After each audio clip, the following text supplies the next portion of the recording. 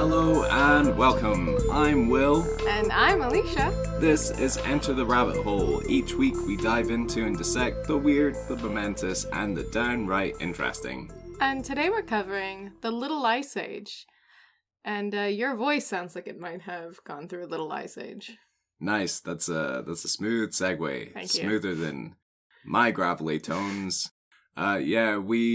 We pushed back recording this week for a number of reasons, didn't we? Number one, we're talking about another big old beefy topic. It's one of our classic big old beef. Big impossible beef topics. And for another, we're recording this on the Tuesday, and around about Friday night, tickle in my throat turned into what we think laryngitis. What we think is laryngitis, which is great because I taught all day yesterday and will teach again today.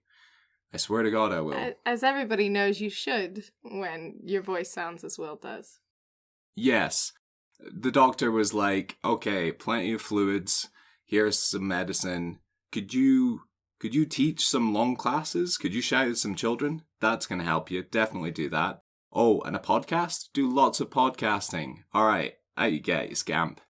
And they patted me on the bum, and I was like, oh, that's strange. I only paid for the meds, but thank you. So, should we jump right into it? Sure.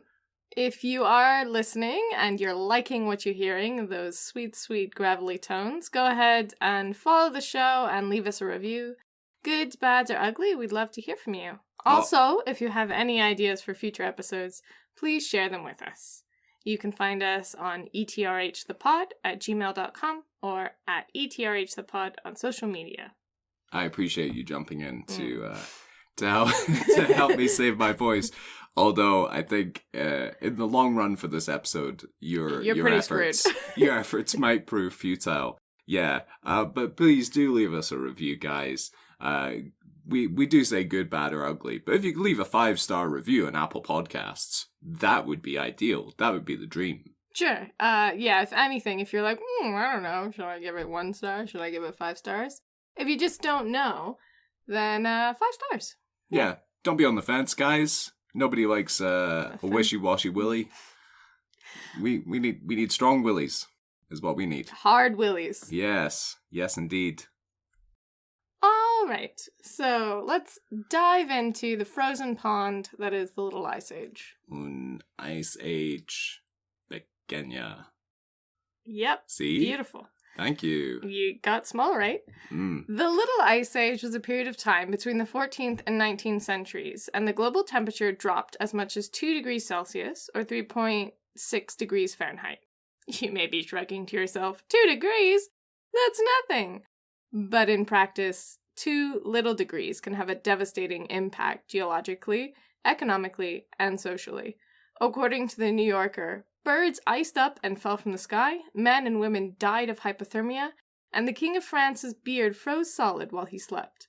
The Little Ice Age is known for its effect on North America and Europe, and that's where we'll start, I think. Yeah, and I'm sure we're going to be touching on this a lot throughout this episode, but 2 degrees Celsius, if you're not already aware, is what we are currently on track to encounter within the next several decades, according to recent IPCC reports. 2 degrees, according to some sources, might be the optimistic outlook for, a 2 degree increase in global temperatures might be the optimistic outlook. Some people are saying it could go as high as 3. So I'm assuming that we'll just experience the opposite of that, so birds will just burst into flame mid-flight. President Macron will grow a beard, and then that will burst into flames as well. I was thinking he'd grow a beard and then he'd die from heat stroke because... Yeah, exactly. Yeah. But some of these things are happening already. You're already seeing people succumbing to things like heat stroke. Extreme weather. I think Seattle, where I'm from, had its hottest summer on record. Yeah. Which can have devastating effects, especially because in Seattle, we don't have AC. That's not a thing that we're used to. I know. And every summer now seems to be the hottest summer on record. around the globe. And in the UK, the effect of that is tabloid newspapers with headlines like, Earth War, another scorcher. People go fucking crazy because of the heat. And then you've got BBC News giving you top tips like, put a water bottle in the freezer overnight and it will make a chilly delight for you in your bed. Because British people, our homes are not designed for the heat. And although you just can't please British people. We spend the entire year being like, when's the sun going to come out? Where's the sun? And then it gets sunny and we're like, oh my God, I'm dying. What do I do? It's true, though. It's really true. Yeah. But heat or cold, which we're talking about today, is not the only effect. These temperature and climate changes have massive effects on the local weather. They have effects on crop growth, all sorts of things. Yeah. So how did this happen? Because it's not like there are massive factories pumping pollution into the air. That's true. That wouldn't happen for another several hundred years. So how did we get here? Global warming, climate change, a deep disregard for the planet and the living things upon it? Well, that might have been a factor, but Earth does go through cycles of ice-covered snowball to ice-free zone, the most recent being 34 million years ago. Mm-hmm.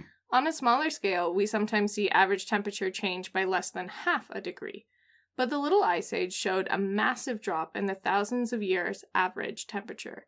It's possible that there could have been a decrease in sunspots, and therefore solar radiation, or an increase in volcanic eruptions, or possibly the outbreak of disease after the arrival of Columbus, which directly resulted in the deaths of 56 million people, and the Black Plague caused so many cultivated areas to return to forest that CO2 levels dropped, and thus the temperature was lowered. Short answer, not a Scooby-Doo. For those who don't know, what Alisha just did was essentially Cockney rhyming slang. Not a Scooby-Doo means she hasn't got a clue. But it could be any of those things and a combination of those things. So let's start with sunspots. So the Earth at that time was going through what's referred to as a solar minimal. We now, I believe, are going through more of a solar optimal. And that means increased sunspots, which are areas of increased solar activity around the surface of the sun. And the byproduct of that is more heat and more light. So when that is reduced, obviously, the side effect for us is that you get colder climates. You also mentioned volcanic eruptions. I believe there were 4 major volcanic eruptions throughout the period known as the Little Ice Age. So from the 1300s through to the 1800s. And what happens when you get one of these large-scale volcanic eruptions is you get lots of shiny ash deposits thrown into the higher atmosphere that then hangs in the atmosphere and creates sort of like a reverse... Like a mirror, like a reflective surface. I was going to say like a reverse greenhouse effect. Solar radiation is bounced back away from the Earth. Which is what people think what happened to the dinosaurs, why mammals survived and dinosaurs didn't. Mm-hmm. Because of so much of the dust hanging in the air, dinosaurs couldn't get the heat that they needed, whereas mammals could survive. Yeah.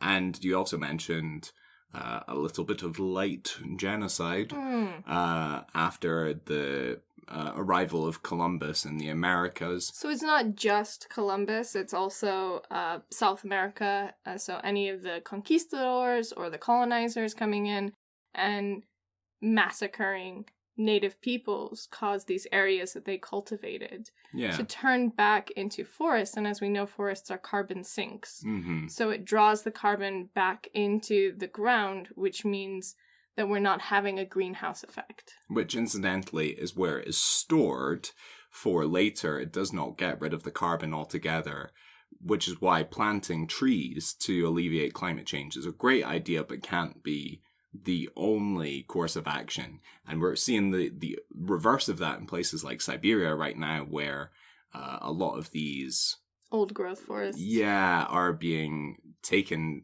out by wildfires. And then where does all that carbon gas go? Yeah.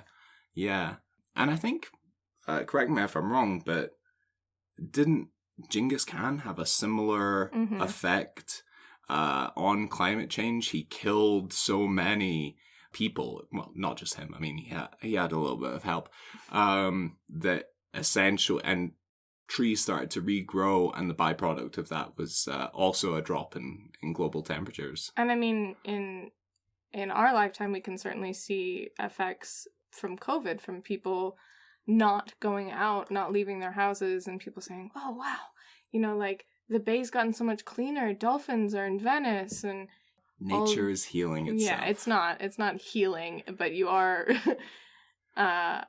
seeing what could happen if we were to take more care of our surroundings. CO2 emissions go down, OnlyFans accounts go up. Then they talk about removing the porn, so they kind of go back down, and then they're like, that's a terrible idea, so they go back Servers up. are not great, even though we say this on a podcast that is hosted on a server. Servers aren't great for the environment. No, they can be. Now we are going off on a tangent. Yeah. They can be. They can be. What's the word I'm looking for here? They can be co-opted in colder climates so that you have a source of warmth in your house. And actually, some companies, I think, will now pay people in certain parts of Europe to install servers remotely in their home and be like, okay, well, now you don't have to worry about your gas bill because you're never going to pay for a radiator again because we're running the whole of OnlyFans through your living room. Are they paying for electricity in that case? Because what you're saving on gas. I don't know what the deal is precisely, but yeah, they use all that latent heat to their advantage. Well, let's get back to the Little Ice Age. How could we possibly know that there was a Little Ice Age? Well, it's not like people have been keeping records of temperature for that long. Well, according to Encyclopedia Britannica, scientists use records of ancient climatic conditions such as ice cores of lake sediment, and coral, and annual growth rings in trees to determine average temperatures and changes in climate. We also see records in historical documents. It wasn't the same all over. Greenland, Scandinavia, the British Isles, and Western North America all showed drops in temp, while temperatures of other regions of the world, such as eastern China and the Andes, remained relatively stable. Evidence also exists of a multi-year drought in equatorial Africa and Central and South Asia. And this is something that climate change deniers love to fall back in this false argument. When you see snowstorms across Texas in springtime, you can point to that and say, well, climate change isn't real. It's meant to be cold? What's global warming if it's cold? Exactly. So we're going to say it once, and we'll probably say it a whole bunch in this episode. Weather is not climate. So what we're talking about, even the... We're talking about the effect climate has on weather. Yeah, did you notice over the past decade or so, we went from talking about global warming to climate change? Mm-hmm. Because even the term global warming is, broadly speaking, correct. And the vast majority of scientists have now concurred that it's correct. But we're not just talking about every part of the world gradually getting warmer all the time. And in another 10 years, I think we'll pivot towards now we're talking about the climate emergency or the climate disaster or whatever. It's being rebranded all of the time. Sure, words are important. And they are. Like, which is why we do a podcast. The way that we label things is important in the way that people view it. Because, let's be honest, a lot of people don't do research into things. We do. We do a lot of research for this show. The amount of articles that I sifted through about grain prices so that I could come to you with a percentage number is incredible. I thought you were just real horny for grain. I also love grain. Yeah. You should check out our cereal cupboard. It is, wow, astounding. But yeah, so we have all these different methods that we can use to see exactly what happened in the past. Let's talk about some of those effects, shall we? Physical effects of the Little Ice Age. This is my part. I'm going to do my utmost to get through it, gang. All right, first off. So what were the physical effects of this 1 to 2 degrees Celsius change? Well, as with the global climate emergency that we're currently living through, the changes were felt all over at different times of year and reflected in a variety of sudden, severe weather patterns. One of the most obvious physical manifestations of the Little Ice Age was glacier growth. In stark contrast to what we're seeing nowadays, In many mountainous and northern-lying regions in Europe, glaciers expanded massively over the course of a few decades. And in some reports, they expanded by over a kilometre or more. This spelled bad news for those living in their proximity. So, dun, dun, dun. I know, so think little villages and hamlets in the Swiss Alps. GTFO, because there's a glacier coming for you. It's coming. It's coming pretty slowly, but it's coming. Yeah, but seriously, I mean, if that's where you and your family have had your homestead for generations, then yeah, it might not affect you this year, but eventually it is going to affect you very badly. Writing about the effects of the Little Ice Age, Scott A. Mandia, professor of physical sciences at Suffolk County Community College, said, quote, during the post-medieval warm period, which we'll touch on later, glaciers in many parts of Europe began to advance. Glaciers negatively influenced almost every aspect of life for those unfortunate enough to be living in their path. Glacial advances throughout Europe destroyed farmland and caused massive flooding. On many occasions, bishops and priests were called to bless the fields and to pray that the ice stopped grinding forward. Various tax records show glaciers over the years destroying whole towns caught in their path. He then goes on to list a number of instances over a 200-year span across Europe in which glacial advancement resulted in flooding, destroying farmland and villages, and leading to a population decline in some areas. And as we'll see throughout this topic, locals really didn't know what to make of this. There was one report cited by the channel Legendarium channel on YouTube that cited instances of Catholic priests in the French Alps being called upon to douse glaciers in holy water to drive out the devil. Suffice it to say, this did not work. You're just making the glacier bigger. You're adding to its strength. I know. Well, I mean, like, you know, if it was salt water... Oh my god. Sorry, I just got an image of my mum every time there's a frost, like, stocking up on those big, not even like packets of salt. Yeah, like those big old tins of salt, and just like fervently like salting every single inch of our back garden just so that nobody has an accidental slip and fall. And then your dad's like, why can't anything grow anymore? It's almost as though somebody has salted the earth. Yeah, so they just needed to get my mum over there, just like out there with their housecoat and slippers, just like, hey, it'll get icy, hi, you've got to watch yourself. Yeah, she would have taken care of it like that. Yeah, but imagine salt prices in the 1300s. Through the roof, she would have crashed the economy. And this did, we'll talk about it later, but it had an effect on salt sellers as well. In that quote, the professor that we were talking about, referred to the medieval warm period. Is this something that you came across in your research? Yeah, so prior to the cooling period, there was, I think it was only in the span of a couple hundred years, where temperature rose, and it didn't rise as dramatically as the Little Ice Age. I think it rose by half a degree or a degree. But there was a massive change to go from the medieval warming period to the Little Ice Age, as you can imagine. Yeah. And it made it even more drastic. Yeah, you have this confluence of events. There is a bunch of stuff that happens in the 1300s.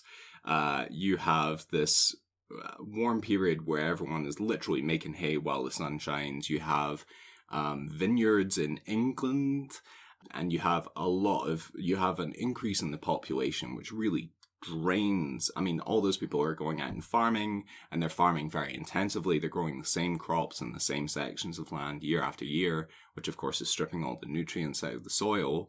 And then you have a series of unfortunate events, not the young adult book series, but you've got the Black Death at the beginning of the 1300s. You've got mass starvation. You've got a very long period of war between the English and the Scots, the English and the French. The English and everybody else. Yeah, well, they had just invented football hooliganism, so I can't talk, man. The Tartan army can be real friendly, but they can also like do a lot of damage if they show up in your town. So all of these things come to a head, and you've got a lot of people dying. Horrible deaths. Yeah. Of course, all of this had a profound effect on crops and sources of food. Did you know that England used to be a wine-producing nation on a large scale? I just said that. Yeah, I know that there are still vineyards in the UK, Yeah. but just imagine, like, you're at the wine section in a store and you're like, Chilean, Cabernet Sauvignon, like a French Bordeaux. Uh-huh. Oh, an English red. The English rose. Bordeaux, Malbec, Birmingham. But yeah, I mean, like, we have these very fixed ideas on what makes good alcohol and what makes good beer, and what we don't realize is that these things change over time because the climate in certain regions change, and then people, ultimately, this is just a result of people trying to make a bit of money by growing something. So if you happen to be in a part of the world where grapes grow particularly well for a particularly long period of the year, then guess what? Now you make wine. Sometimes it might be orange wine, and then you've got to convince bored housewives that that's what they want to... It's not. That's what they want to drink. Yeah, you want it. You want this orange wine. So, of course, all of this changed during the Little Ice Age as longer winters and shorter summers reduced growing periods. Grapes need warmth and sunlight to properly mature and produce natural sugars. Without adequate sunlight, you're left with a bad case of sour grapes. Wow. I mean, that was good. Come on. That's literally what you get is sour grapes and therefore sour wine. So this led to a widespread scarcity of what had previously been Western Europe's favourite tipple. Some vintners circumvented this problem by building more cellars in the hope that longer maturation would lead to a better flavour, and in some instances that worked. Others, however, made the switch to Europe's second favourite boozy beverage, beer. Yeah. In fact, this shift may have been the reason why the USA to this day still prefers a Bud to a Bordeaux. Lots of wordplay in here. Yeah, well, what can I say? I get bored. Although the lack of alcohol may seem like a trifling issue for us today, especially anyone who has ever successfully pulled off a dry January, this was a real issue at the time. Not only was communion wine an essential part of Catholic Mass for the millions of practitioners living in Europe, but they were also living in a part of the world where boiling water as a method of sterilization had yet to be discovered. I don't know if you've ever heard this little factoid, and I'd be interested to revisit this and potentially debunk this. But for those who don't know, we've lived in Asia for so many years now, and what is one of the first questions that Asian people will ask you when they meet you? Do you like to drink alcohol? Can you drink alcohol? How much alcohol can you drink? And I'm like, I don't know. I guess I like it. Some. No, I don't know. I think a lot of women don't really drink. In Taiwan and China, I found it's not very common for women to drink. Yeah. At least not very much, right? I think it's becoming more common now. But that is very often a question if, like, because we would often go out to bars with our friends and be like, "Whoa, you drink?"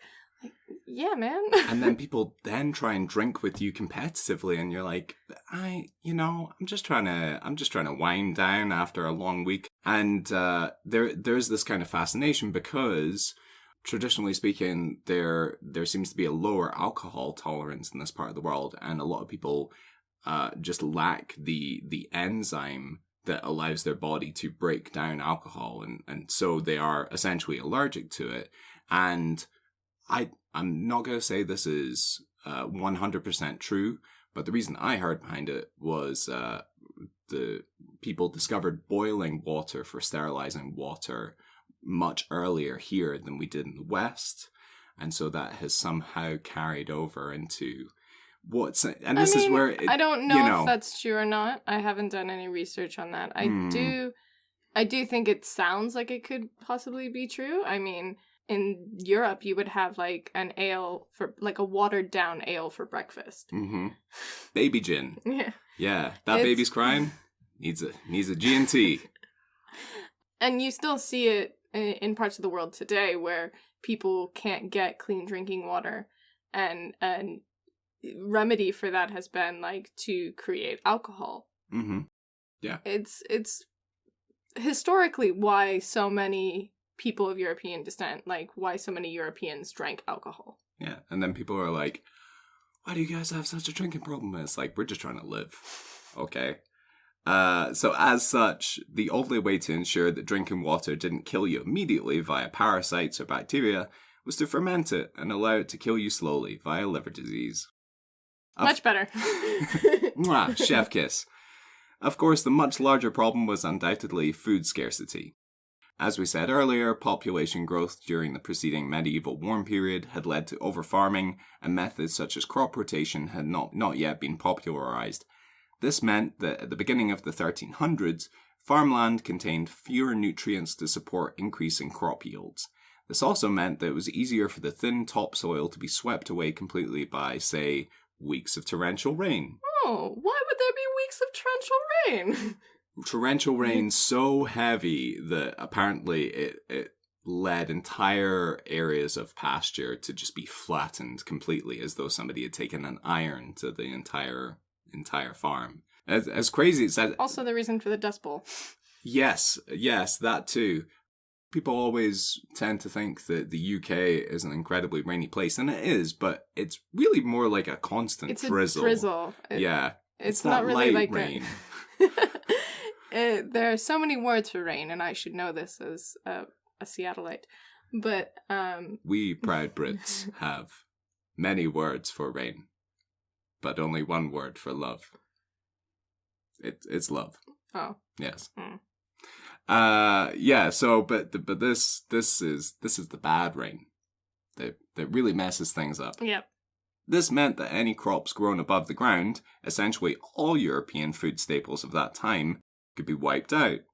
This resulted in widespread devastation and famine on a massive scale, such as the Great Famine of 1315, which in turn helped spread the Black Death, which resulted in the loss of somewhere between 75 to 200 million people across Eurasia and North Africa. Which in turn helped the Little Ice Age. So this is what I'm talking about. It's hard to get to root causes. I think what you talk about is more like exacerbating influences throughout, which culminate in this one period of time. Which is history. I mean, you can't Yeah. ever just point to one thing and be like, well, that's the true cause. There's always several roots growing from the ground. There's never just one. Yeah, and I think it's the thing that's really fascinating about the Little Ice Age is that it does have so many cascading effects that we still feel to this day.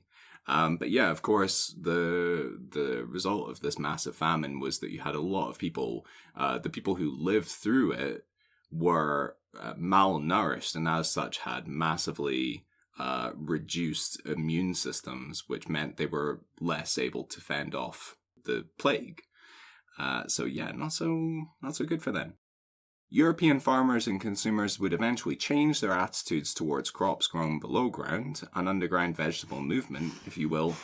Don't scoff at my wordplay. No, it's great. I love it.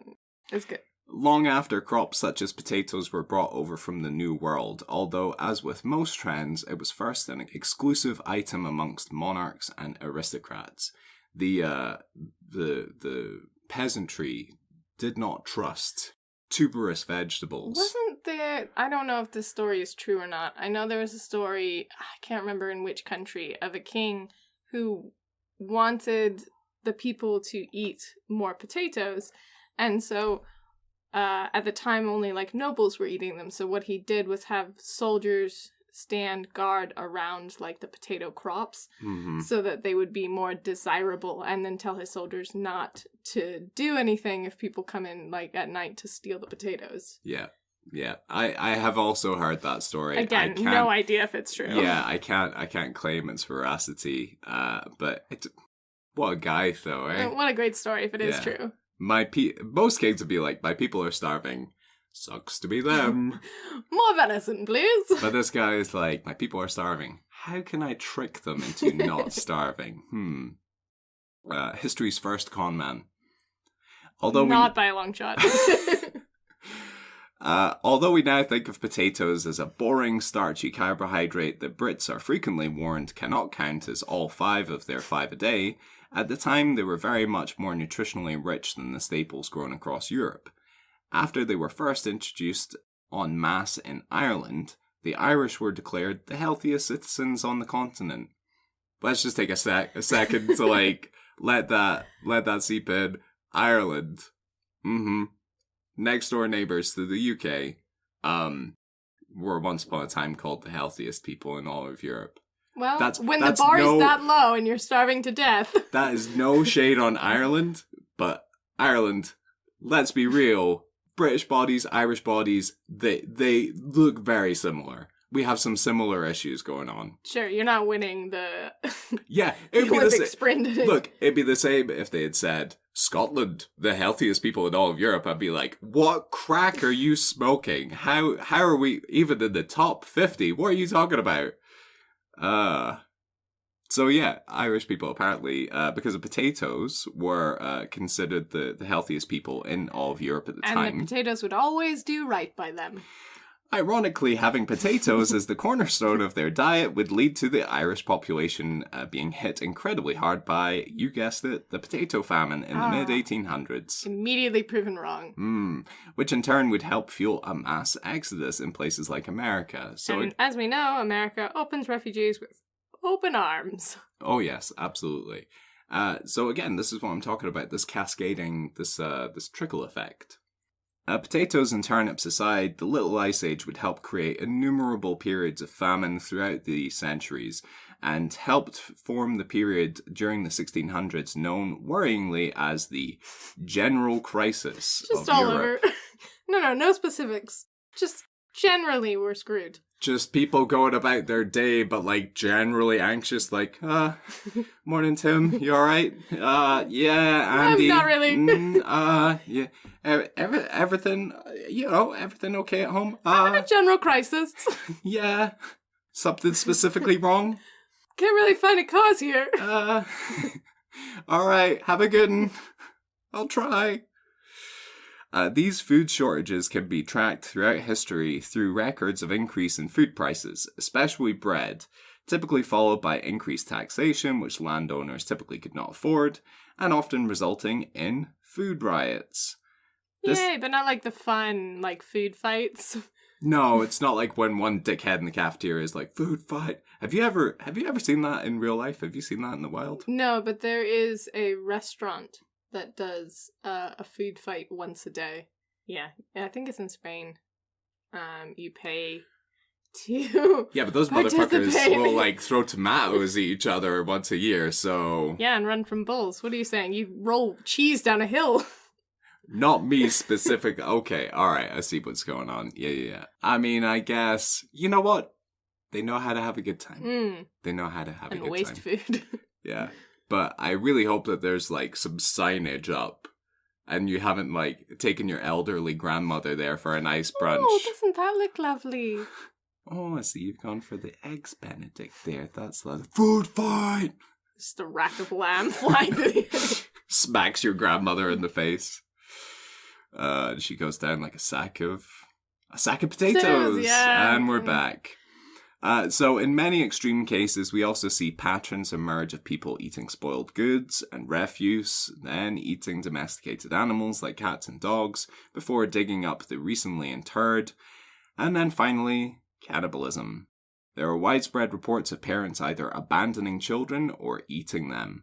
Perhaps more horrifying still, there are also reports of children eating parents, which has led some researchers to speculate this could be the genesis of the original Hansel and Gretel story. Possibly. I don't know if you've ever read any of the original stories, but about half of them are about the dangers of Jews. Oh. How do we always... What? Hello and welcome to Pogromcast. I'm your host, Will. Anytime we do a historical episode. I know. There's just certain themes that always crop up. I always do a German accent, and we always end up talking about anti-Semitic stuff, which aren't necessarily linked. I just want to put that out there. Yeah, that really sucks. And I don't know why it's scarier. Like, parents eating children, not great, pretty terrifying. But something about kids, like, eating parents. Mommy, can you get my toy? It's downstairs. Oh, just go and get it. And the little girl's, like, poured a bunch of oil on the stairs so that she could, like, break her mum's neck and then, like, jump on her back like a little Wolverine. This is why you should never have kids. Yeah, that's They're far too smart. Might eat you. Like owning a pig, it might eat you. Yeah, it's true. So if you've listened to our insectivorism episode, you know why there weren't as many insects good for eating up in the north. However, the change in climate brought a change in the range of insects and therefore spread some nasty diseases. And well, malnourished bodies aren't great at fending off pathogens, and so infections spread like wildfire in the cities full of famine-stricken refugees. Fun, fun, fun. Hey, on that fun little image, should we take an ad break? I think we should. Yeah. Let's see if my voice is still here when we come back. I bet it will be. Okay.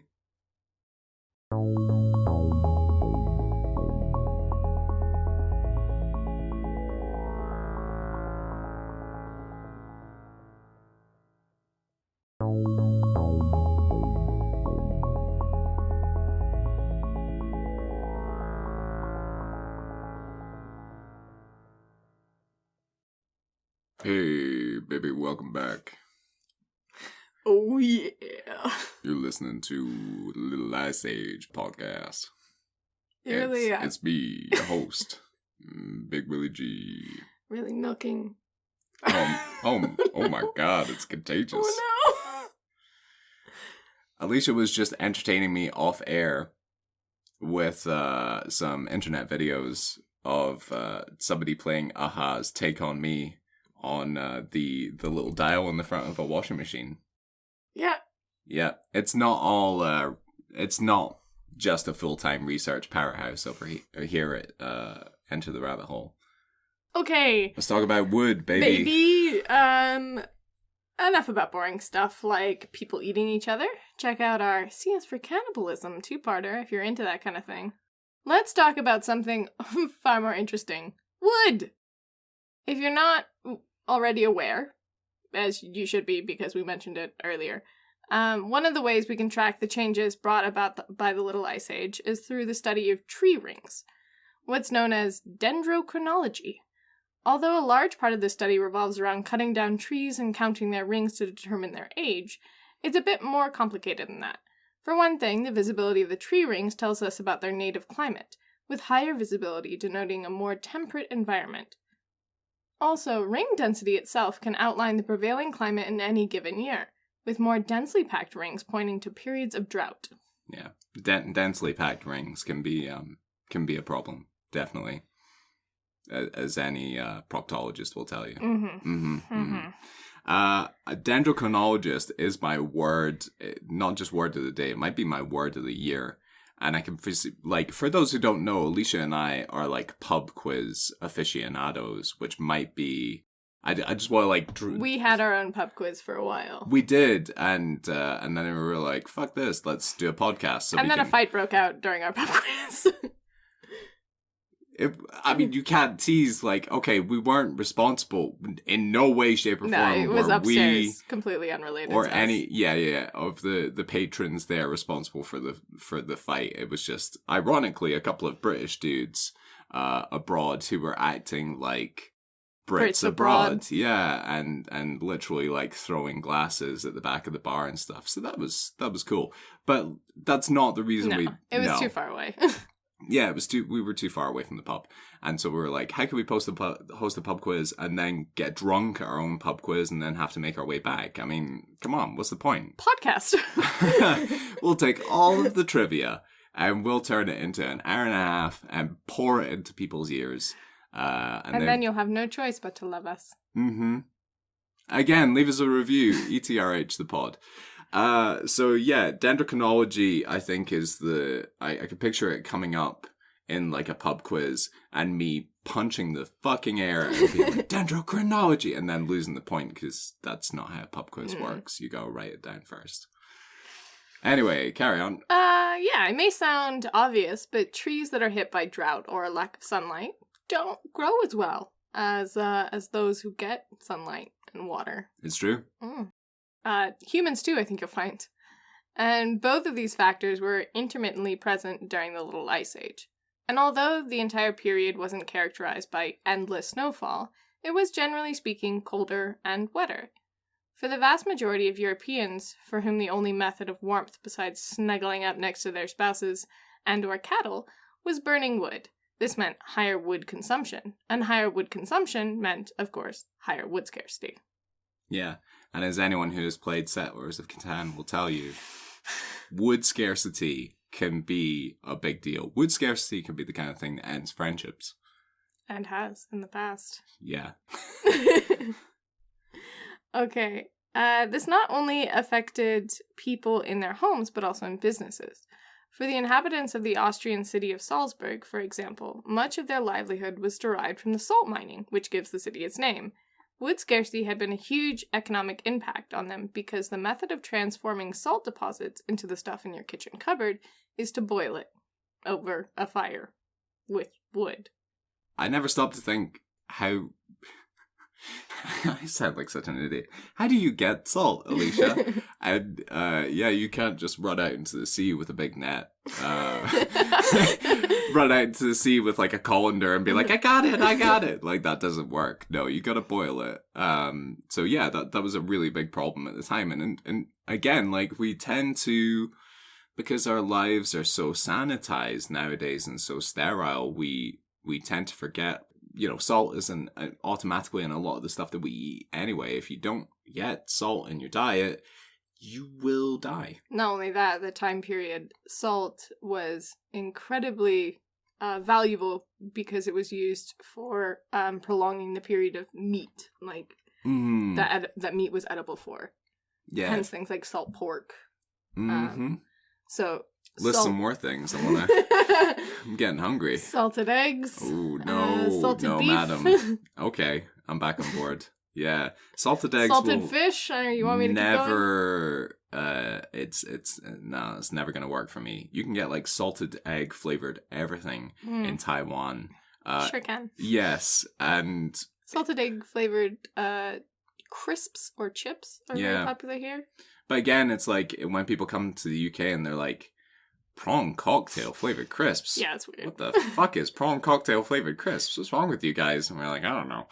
Sorry, this is a sidebar, but I was listening to the Off Menu podcast by Ed Gamble and James Acaster. And James Acaster mentioned that he didn't know that prawn cocktails were a real thing until he was in his 20s. He only knew them as flavors of crisps. I didn't know that they were a real thing, and even when somebody explained like, oh no, it's what people in the 1980s had before they had their dinner, if they were having a fancy dinner. Again, I mean, I still picture something in like a martini glass, literally like having a martini, but instead of having an olive or like a lemon on the side, it's a shrimp. Oh, for me, it's definitely something that comes in like a plastic like tub that you like and like the like you would take to like a picnic or something.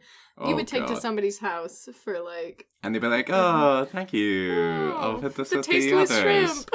Put this in the trash. So wood also played an understated role in history. In the year of 1666, London was experiencing an especially dry summer, and many of the timber-built structures throughout the city were devoid of moisture. This essentially turned the entire city into a gargantuan box of kindling waiting for a match that would come from the King's Bakery on Pudding Lane. The ensuing inferno would destroy over 13,000 homes, dozens of major businesses, and much of what had been built upon since the medieval period. This would later be known as the Great Fire of London, and would not only change the very fabric of the city, but also lead to further political and social upheavals. I mean, this is based on actual events. The fire, it's hard to pin it down 100%, but we think that it happened on Pudding Lane. But I can't hear Pudding Lane without picturing that entire district of London being made of like gingerbread houses and being populated by gingerbread men. Yeah. Which just, in some senses, makes it all the more tragic. Those poor gingerbread men. Candy canes just like melted across the asphalt, which is made of like treacle. So the whole thing about Mrs.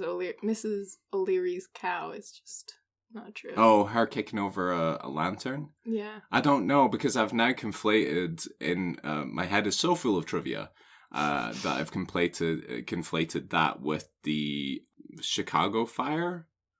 Oh God, Because I don't know. wasn't that meant to be? Okay, so we're pretty sure it started in Pudding Lane. Okay. Yeah. Fair enough. But it wasn't all bad news for wood enthusiasts. Come on, guys. Especially musically minded wood enthusiasts. If you've ever wondered why Stradivarius violins are held in the same high esteem as Fabergé eggs, Ming vases, or an NFT of Jack Dorsey's first tweet, science may now have the answer. Stradivarius are famous among collectors and musicians for their bright, clear sounds and are considered impossible to replicate using other materials. Henry Gracino Mayer, a scientist at the University of Tennessee, and climatologist Lloyd Burkle of Columbia University in New York, believes this is because of the added stress placed upon the spruce trees used to make his violins.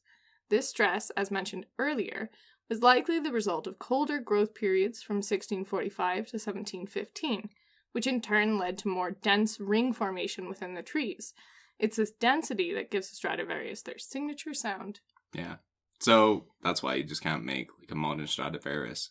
It doesn't matter if you take like a shoebox and then put a hole in the top and put like a toilet roll tube in there and put like a bunch of rubber bands across it, and then you try to fiddle did that with my kids. You try to fiddle it with like a drinking straw. It's not gonna. I'll tell you what, it doesn't sound great. Yeah. But they sure love it. And the Moscow Orchestra will look at you real funny when you rock up to opening night with that thing. I mean, we at least nowadays know why the climate is changing so wildly. How much we could do about it now? I mean... On the personal scale? Unfortunately, like, no amount of, like, buying plastic shopping bags when you go to Tesco, or, you know, having, like, a little compost caddy in your kitchen. All those things are great. All those You things... don't want to buy plastic bags. No, but it's your own bag. It's the fact that you used to just get them for free, and they'd be like plastic bags, and they'd fucking throw a dozen that you. They'd be like, paper. No, that's not good for the environment. I don't know that I've ever seen paper bags in supermarkets in the UK. Oh, in the US, they were a thing. Yeah. QFC, Quality Food Center. They would give Not out... the fighting championship. No. I mean, they did hold Quality fighting championship. They would hand out paper bags. Mm-hmm. And it wasn't until, I think, like, the 2000s that they switched over to plastic, mainly. Yeah, and, you know, that's good because it is an example of a large-scale company taking responsibility and then giving their customers the choice to make better choices for the climate. However, it's kind of a drop in the bucket, and unfortunately... we're now at a stage where we are going to live through the effects of climate change. Even if you thought of fossil fuels as like a tap that you could turn off today, we would still be seeing this cascading effect that we see in the Little Ice Age. It has to be policy changes. And, you know, this is stuff that I'm sure most of you already know, but things like taking like a supermarket, forcing a supermarket to, get rid of all of the trash that the packages come in. Mm-hmm. So you could bring your trash back to the supermarket because they're the ones who sold you the packaging. And now they have to get rid of it. That means that the supermarket is not going to buy things with lots of packaging. So now the producers have to think of more creative ways to produce things and package things more ethically. I can also imagine just somebody like backing their car up to the front entrance of the local Tesco and be like, "I have got your rubbish for you," and they just like open the back of their hatchback and a bunch of shit just pours out. And they're like, "All right, I'm off. Bye. But yeah, that's what we recommend, guys. Drop your dirty garbage off at Asda or Tesco and let them deal with it. How about I talk about something now? Okay. Yeah, okay. Imagine, if you will, that you're living through the period of the Little Ice Age. Crops aren't growing, seasonal weather patterns are fluctuating. You know that the region in which you live, where your ancestors have lived for hundreds of years perhaps, is going through a period of change, and no one knows why. Perhaps in an effort to alleviate the suffering you see all around you, you decide to migrate to pastures new. But when you arrive at those new pastures, you find that the conditions are just as bad, if not worse, than those you left behind. It sounds like you need a good old-fashioned scapegoat. Witches! So, women. This is something you could probably guess what we're going to talk about, guys. We're about to talk about the Salem witch trials. But yeah, this happened to a lot of the settlers in the New World, Roanoke, and we talked about cannibalism in Jamestown. Again, check out our two-parter C is for Cannibalism, if you can. And the, I was about to say the arrivers. That's not a word. The colonizers? the colonists in Jamestown, unfortunately, they arrived 1 year before one of the harshest winters in recorded history. They didn't have any supplies. No, and guess what they ended up doing? Eating each other. And actually, one of the best accounts that we have there is also the account that we referred back to in our cannibalism episode. So, yeah, what do you do when you've put your entire life on a boat and then you make this voyage for several months to arrive somewhere? And then you look at the woman who turned you down for marriage, and she seems a little bit smarter than the other women around. It's her. It's her fault. Burn her! Burn the witch! She's kind of, I don't know, I've always just thought she's like kind of into herself. Like, you know, she's just one of those girls, you know what I mean? She's not like other girls. Who's that girl? Let's tie her down and burn her. No. So, we tend to associate accusations of witchcraft and the subsequent public trials with the Salem witch trials of the late 1600s. In turn, we tend to think of the reasons behind these trials as being religious, the will of puritanical settlers who had fled England for their conservative beliefs, the patriarchy, or perhaps even due to fungal-induced mass hysteria. But what were these, for the most part, women being blamed for? Why, any and all misfortunes that nature could bestow upon the local villagers, of course. Terrible storms, poor harvests, cows not producing milk. Nowadays, we might look to climate and surrounding environment to explain these occurrences. But bereft of scientific data, the Puritans turned on themselves, or in a move that would seem achingly familiar, any individuals deemed typically undesirable. Most witches tended to be women, 80% by some estimates. Many were unwed or a little bit older, and often they were the ones who lived outside of typical social circles. So, anyone who is different, the local healing woman, perhaps, someone who doesn't fit within your societal constraints, because puritanical beliefs still have huge ramifications in the US to this day. I mean, look at the difference between what you can show on European TV versus what you can show on American TV. You can watch a man being blown apart by a double-barreled shotgun on US TV.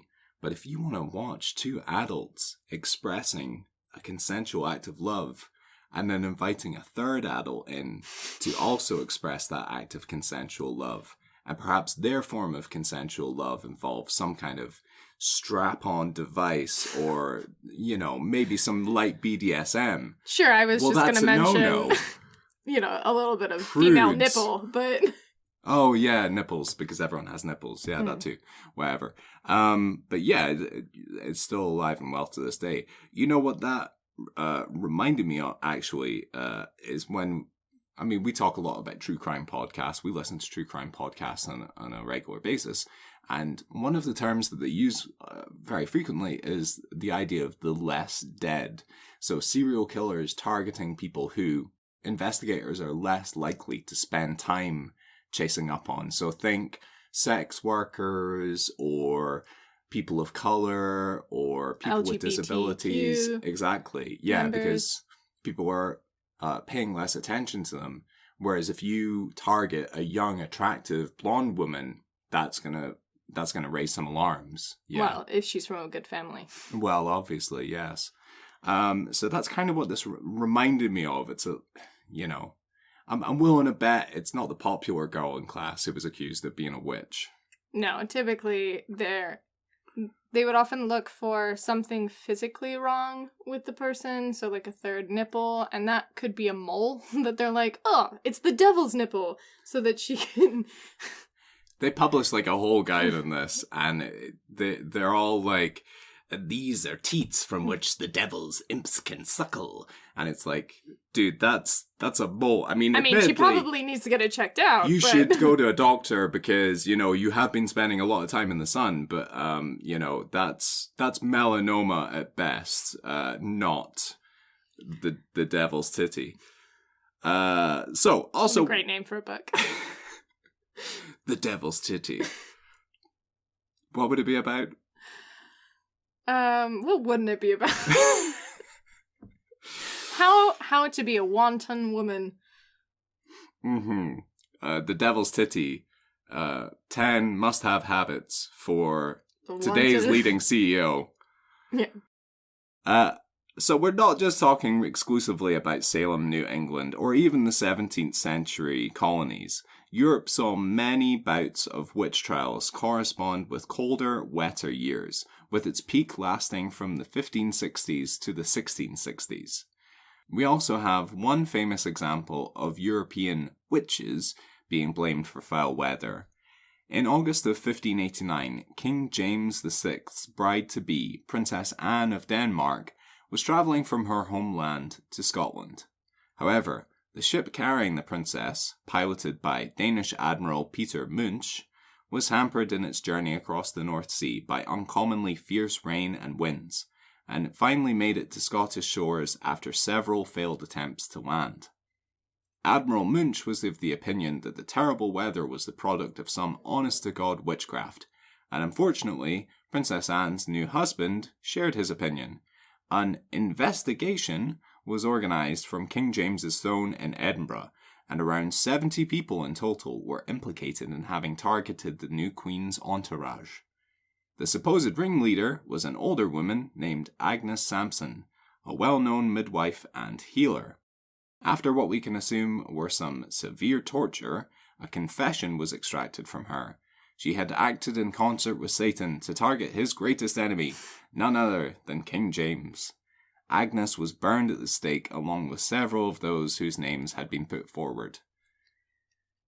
I know it sounds so ridiculous to us now, to be like, well, I was trying to drive my car to my girlfriend's place, and there was a heavy snowstorm, and I know that near my girlfriend lives an old crone. She's like 45. Mm-hmm. And I've seen her helping people. Yeah. Let's burn her. Let's burn her. And there is something about being burned to this, like, it's very difficult to make an argument for witchcraft. Let's talk about a way in which this could have been slightly less bad. Let's say that you honestly, hands down, believe that some bad weather is the work of witches. And you just gotta get rid of these witches, right? And you've done the torture and you've done the confession. And now you just gotta kill the witch. There are much more humane ways to kill somebody than burning them at the stake. So there must be an element there where you're like, only like setting fire to this person while they're still alive will like appease the satanic forces that, are working against us. And yet, when we talk about in Native American cultures who, practice ritual sacrifice, we talk about them as though they are like these alien creatures, and like it's Mesopotamian. Yeah.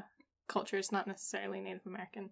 Okay, I'm sorry, but my point being, like, this is something that the people Mesoamerican. Yeah, this is something that the colonists who arrived in the Americas witnessed and relayed back to the Europeans, and the Europeans were like, those guys are fucking savages. crazy. Oh, that's crazy. Oh wait, that girl's a witch. Let's set fire to. You know what I mean? It's so hypocritical. Yeah, it's wild. It's wild. Sure, but that's what makes hypocrisy, is that you can't see your own faults. If you're gonna burn people alive, just come out and be honest. Be like, I do it because I really like it. I really love the screams. I'm horny for fire and I'm horny for murder. And this is like fucking Christmas for me. Yeah, just own it, girl. Don't own it. Don't do that. All right, so let's take another break, and please don't accuse anyone of witchcraft before we come back. All right? Unless it's like a fun accusation where you're like, "Can I join?" Yeah, unless it's like witchcraft. Room for one more? No. Don't mind if I do.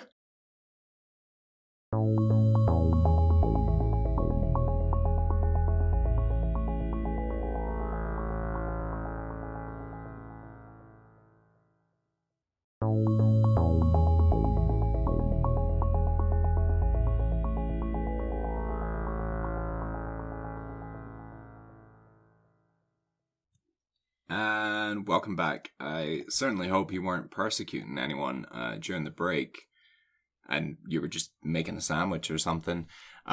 Speaking of burning alive, our little peek behind the curtain, our recording setup in our spare room, we are surrounded by blankets and the AC cannot be on in here because it's too loud. So while Alisha records fully dressed, I routinely You should not tell people this. record in my underpants. We're good. Please don't. Not because it gives me the confidence that I need to speak into a microphone and relay facts to the people out there, but because it is the only way I can record without having You could heat keep stroke. some semblance of mystery alive. You don't need to tell the people everything. No, it's we're living in the year 2021. People want to see everything. They don't. In their minds. So, with that in mind, that's me throwing it to you. Let's talk about another persecution. All right.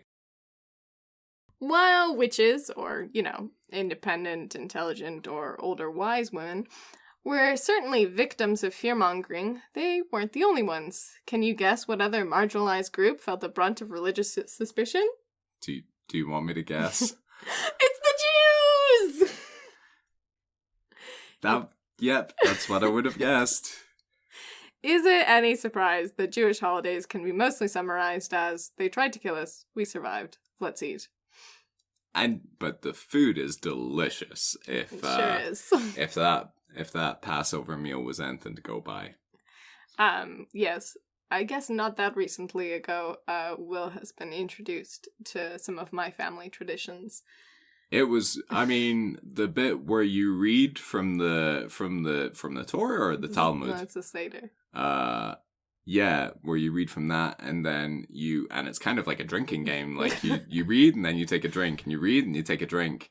And me and your mom's boyfriend were just like tanked before we'd even served food, because all of this happens before you can eat as well. So it's a winning combination. Yeah, there's lots of wine and there's lots of some of the best food ever. Yeah, man. Lots of butter. The key ingredient besides persecution is butter.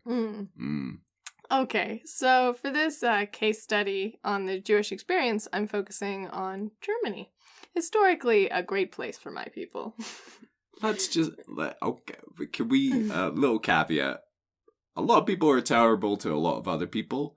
A lot of different groups of people, especially Europeans, have been pretty terrible to the Jews. So not just Germans. But this time. No, it's not just Germans during the Little Ice Age.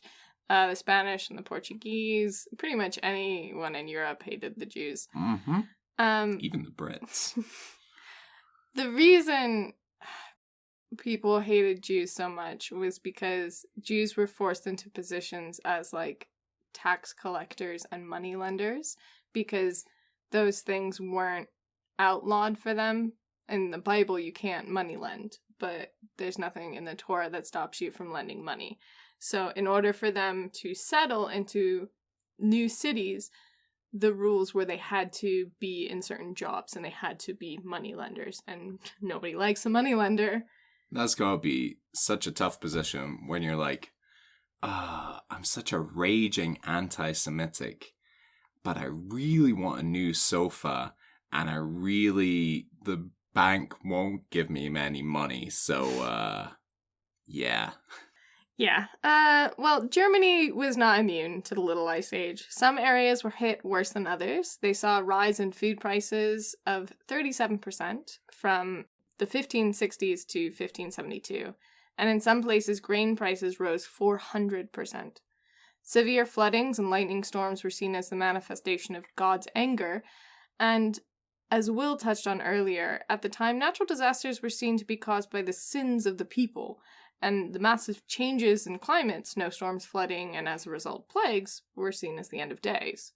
Imagine being like a teenage boy and discovering masturbation the day before a massive storm takes out your family's farm. And you're like, oh no, oh God, it's because I touched it, isn't it? It's because of me. Oh, I'm so stressed out. I wish there was a way to deal with this quickly. Oh, hey, wait a minute. Don't do it, Edward. He did it anyway. Okay, so Jews weren't always the scapegoat for, like, this severe weather, but plagues were often blamed on them, and this is probably because better hygiene and isolation caused them to be less affected by the disease which ravaged the cities around them. The extreme weather wasn't their fault, however, they were seen as monopolizers, i.e. lending money to the poor and therefore taking the poor prisoner. This would be like if, as a result of the hurricanes in Louisiana, everybody rounded up insurance brokers and tried to stone them to death. Yeah, so there were a lot of broadsheets at the time. That's kind of like a newspaper. It's mostly like pictures condemning the wine Jew and the corn Jude. You know, they were really into Twisted Transistor. I mean, yeah, I noticed that corn here is spelt with a K. It's the German version, corn Jude. Sick.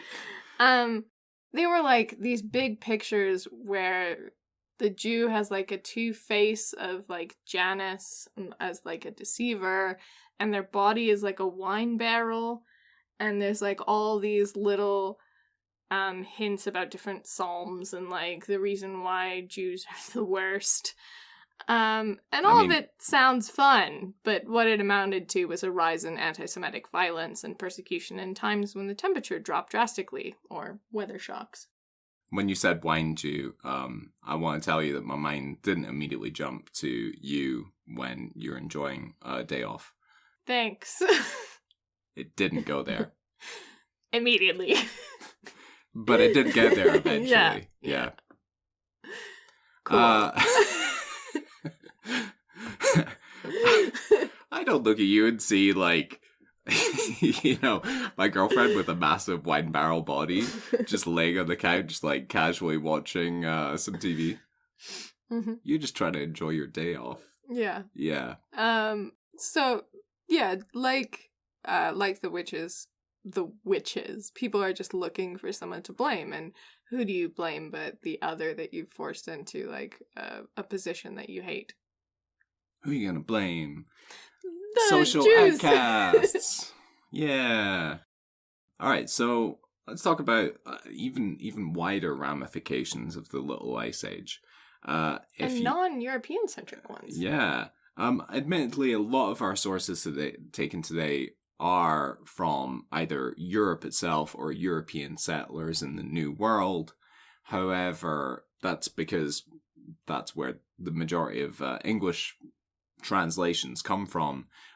Again, the Little Ice Age was a global phenomenon. So while you're feeling bad for the people being burned alive for being not witches, or for Jewish people being depicted as massive money-lending wine barrels, why not spare a thought for the Emperor of China?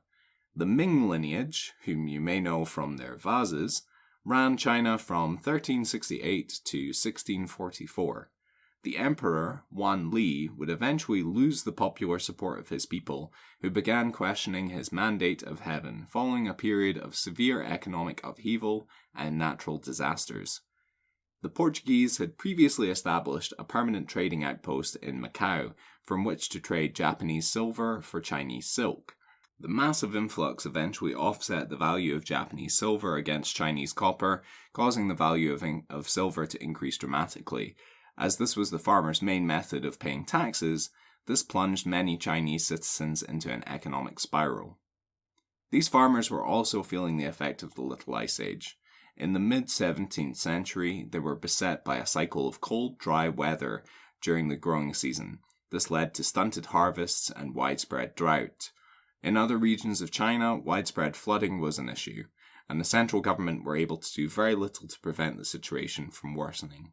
So they did propose flood alleviation schemes. However, I guess because China is such a massive country, and they weren't engaged in a singular project like building a wall or building a city, it was difficult for them to do anything on a grand scale to try and deal with all these kind of intermittent flooding issues. Yeah, I think they also had like the system of like the imperial scholars who would kind of travel from city to city, but you didn't have anybody kind of like overseeing a singular like small town. Mm-hmm. So you have difficulty in producing like lots of different flood alleviation schemes for lots of very disparate cities. Yeah, and it wouldn't be the first time that we've seen an example of a disconnect between the denizens of large cosmopolitan cities and the rural agricultural powerhouses of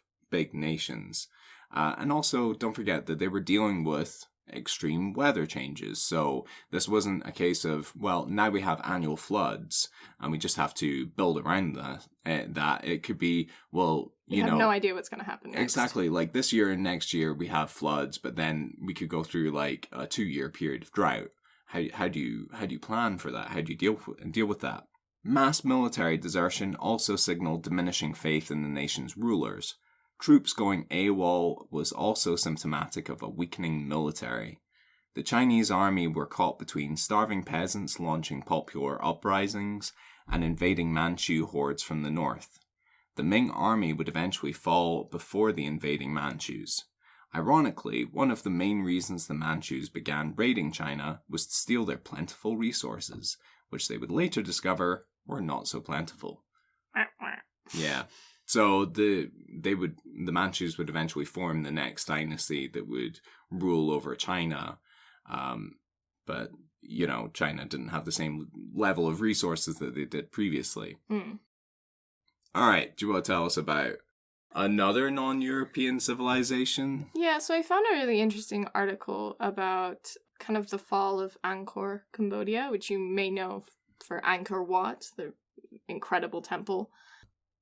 So I wanted to briefly mention that the Little Ice Age probably had a hand in the fall of the city of Angkor, home to the famous temple Angkor Wat. Angkor was the largest pre-industrial city in the world and had a very complex water management system used for irrigation and to supply water to the citizens of the city. Unfortunately, this intricate system of dikes, canals, and reservoirs made it vulnerable to the Little Ice Age. Angkor relied on monsoons to provide the city with its water, but tree ring data shows that for decades during the Little Ice Age, monsoons were exceptionally weak, causing droughts and crops to fail. Sand crept into the complex workings of the waterways, and when the monsoons came back full force, the system flooded and broke. And because rarely is there only one crack in the foundation, climate change, combined with a period of war and possibly a rise in Buddhism that led to the erosion of the kingship, caused the capital of the Khmer Empire to fall. All right. These weak monsoons might have also led to the desertification of China during the Ming Dynasty.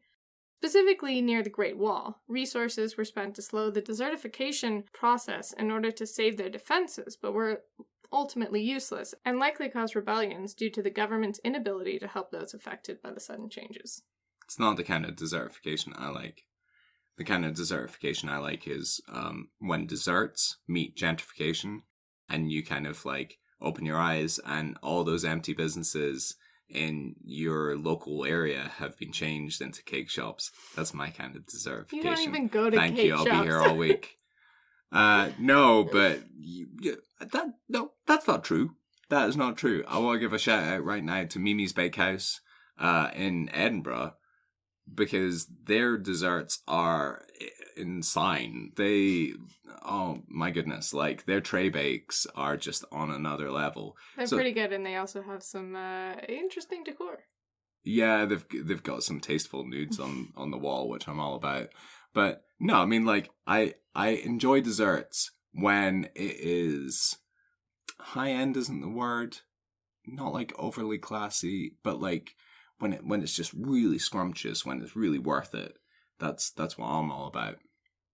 Yeah, or I'll just eat Ben and Jerry's out of the tub, either one. Not that kind of dessert. Desertification. Okay, but while some empires were failing, others were emerging as a power to be reckoned with. You may remember our episode on Golden Ages. We have so many self-references in this episode. It's almost as if we're trying to promote our own podcast. Well, if we don't, who will? Go listen to our other episodes, please. Here's another golden age to add to the list. While most countries and empires were struggling to plant crops and dealing with famine and witch burning, a tiny, waterlogged country with a ship addiction was rising to prominence. Is this the part where I guess? No, I mean, it's pretty obvious. I mean, I could see it right there, yeah. Also, should I preface this by saying, not a golden age for everybody. Golden age for Dutch people, but some of the Dutch people, some of the people the Dutch interacted with. Sure. It's not their opposite. Golden age. But you try explaining that to them while you're enslaving them. It's like, look, I'm just trying to have a golden age, okay? Get with it. Look, I've been such a small little hamlet for so long, it's my turn to shine. And by shine, I mean massacring your people. Hashtag treat yourself. Mm-hmm. Interestingly, in other countries where they had stripped peasants of the right to use the commons in order to profit, there was still a feudal system. In the Netherlands, there was more a culture of social aid and meritocracy. Profit was valued over aristocratic birth, and to that end, many Dutch farmers grew cash crops that they traded for the grain grown along the Baltic, an area far less prone to cold snaps. So basically, instead of growing crops for your feudal lord, there was a lot more culture of growing your own crops for profit. And a lot less of whatever noble is in charge gets a huge cut of your profit. Yeah. And so this would essentially lead to the first corporations, right? Yes. So urbanization was much more common in the Netherlands than almost anywhere else in Europe. And a huge part of that was the shipping industry. The changing currents and cooling temperatures that had so devastated the farming industry had the opposite effect here, actually speeding up ships that left for Asia or the Americas from the Dutch Republic. So while other places were experiencing this kind of like isolation and like watching all their crops fail, the Dutch had already been buying their crops from outside of the Netherlands because they couldn't grow grain there. And so they already had a head start. But creativity and ingenuity aided them. When their ships were crushed by ice, they fortified the hulls and greased them until they slid off the ice. Sorry, there's just something about that image. I don't know what precisely. Is it the greasing? Yeah, just like a bunch of Dutch sailors being like, oh, we're stuck in the ice. All right, boys, you know what to do. Get out there and get greasy. And a bunch of sailors just ripping their tops off and slathering oil all over themselves before they, buff the sides of the ship with their chests. I really wish that we were videoing this episode. I'm glad we're not. Okay, we're nicely greasy. All right, let's get sliding off this ice. Well, they did that. Yep. The merchants also divided their profits among ships and invested in maritime insurance. They stockpiled Baltic grain so that when the Baltic suffered from the cold, they would be able to sell it for a large profit. It is at this time that we see the Dutch emerge as a world power and the creation of the Dutch East India Trading Company, or VOC, a company responsible for, among many things, the burning of Jakarta, the massacre of 15,000 nearby islanders, and selling the rest into slavery. So let's not forget that just because you're smart doesn't mean you're good. But, cinnamon and nutmeg, am I right? Pretty damn good. Yeah. Ladies, it's almost that time. Pumpkin spice latte. Oh, yeah. Yeah, so... Couldn't have that without colonization, I guess. Thank you, Holland. All right, so that's neither of us wrote a conclusion. Little Ice Age, deal with it. I mean, I think what our conclusion is that we can see so many massive changes from just a 2-degree difference. And while most places didn't deal with it well, we had a lot of untimely deaths and famines and plagues and the fall of empires, we can see that some people are able to profit from it. Yeah. I mean, my takeaway here is it doesn't get much bigger than the climate, right?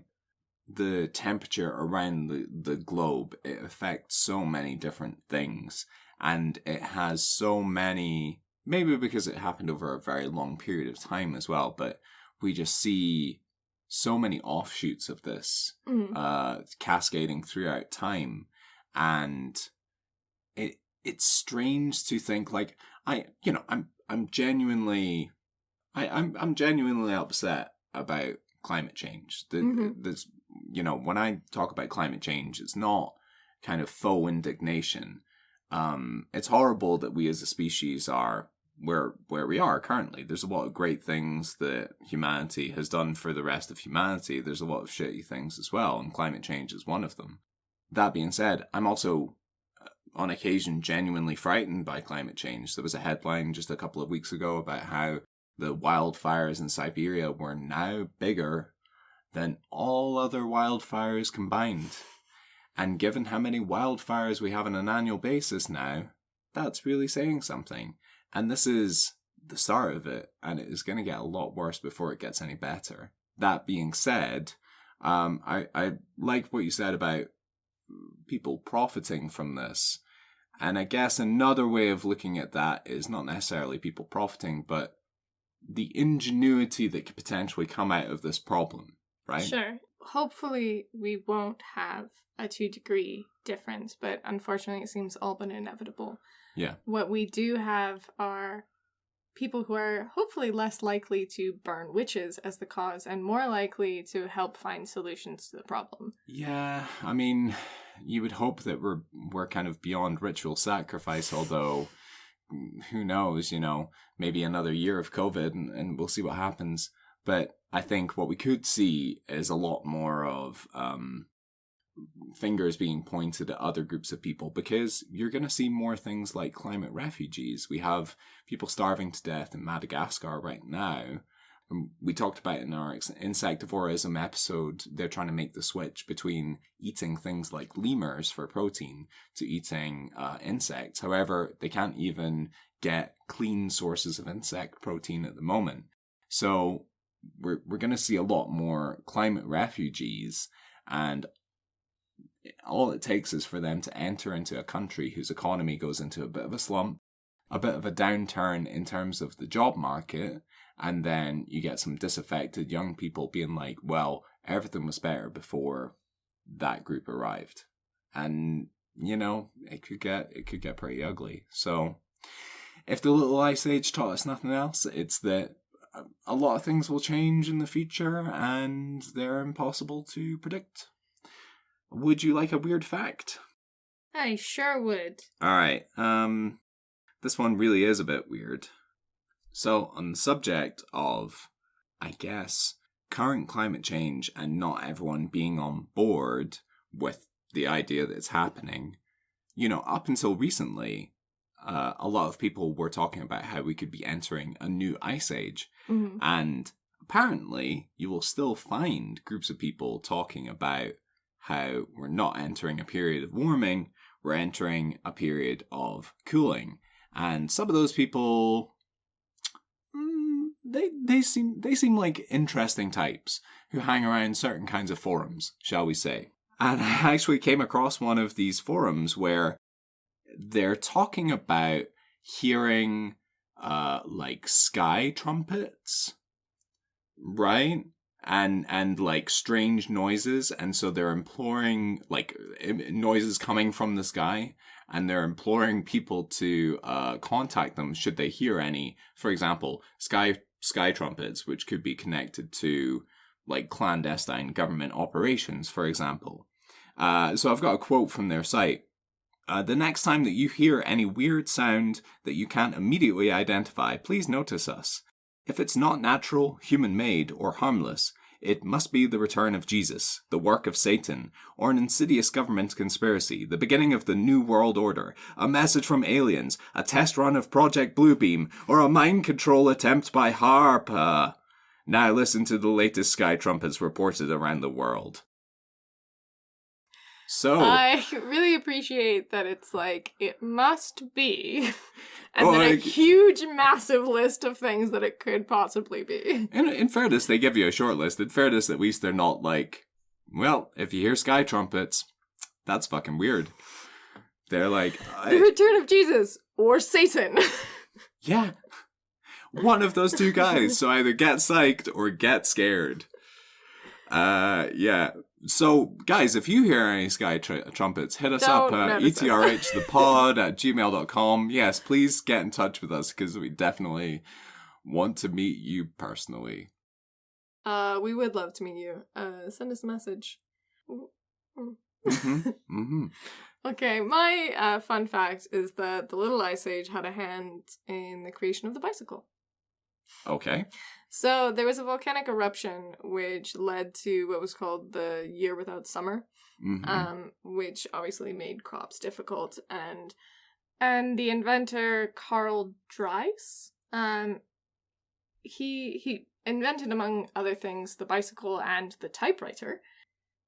During this Year Without Summer, he had been using horses, of course, to get around, but he wanted something that you wouldn't have to feed since crops were low, and therefore invented the bicycle. Wow. That's... okay. Alright. I always thought bikes were just kind of invented as like a bit of a lark, you know? And presumably these are the ones where it's literally just like 2 wheels and then a space to park your bum. I don't know if it's like he didn't invent like the big, what's the penny farthing? Oh, yeah. I think he invented like a 2-wheeled device. So Alisha is showing me something right now, and it looks like a couple of wagon wheels with just a saddle, like an old-timey saddle. And then it seems to have a couple of handles on top, which is kind of weird. Kind of wooden steering device. It's all made of wood, obviously. So looks super comfy. It said the Lauf machine had 2... I'm just a Lauf machine. 2 27-inch wheels placed on a line, an upholstered saddle nailed to the frame, hubs with brass burnishing, and a steering mechanism that turned the front wheel. It had no pedals or brakes. How long do you think you would need to ride that before you got incredibly saddle sore? Oh, not long. It's it's very thin and it cannot have a lot of cushion. But it does remind me of that joke of about 2 nuns on bikes, which you can just go ahead and look up. The bicycle weighed 45 pounds. Oh. Is that like heavy by today's standards? I think, yeah. Yeah. That's like 20 kg. Mind you, when you are starting from when you're like, I want a horse, but not one that I feed, and then you're working down from that, you're like, I mean, it's a very light horse. And it certainly, I keep putting sugar cubes in front of it, but come on. No, I didn't want them. It just doesn't take them. I don't know why. It's weird.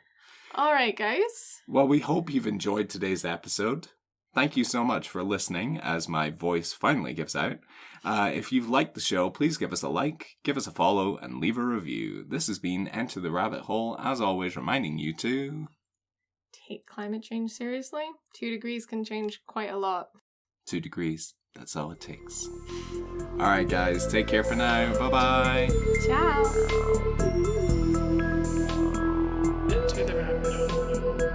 Enter the Rabbit Hole is written and presented by William Grant and Alisha Palmer. The music was created by Glenn Marshall. More information and sources can be found in the episode description. You can email us at etrhthepod@gmail.com or follow us on Instagram at etrhthepod. Thanks for listening.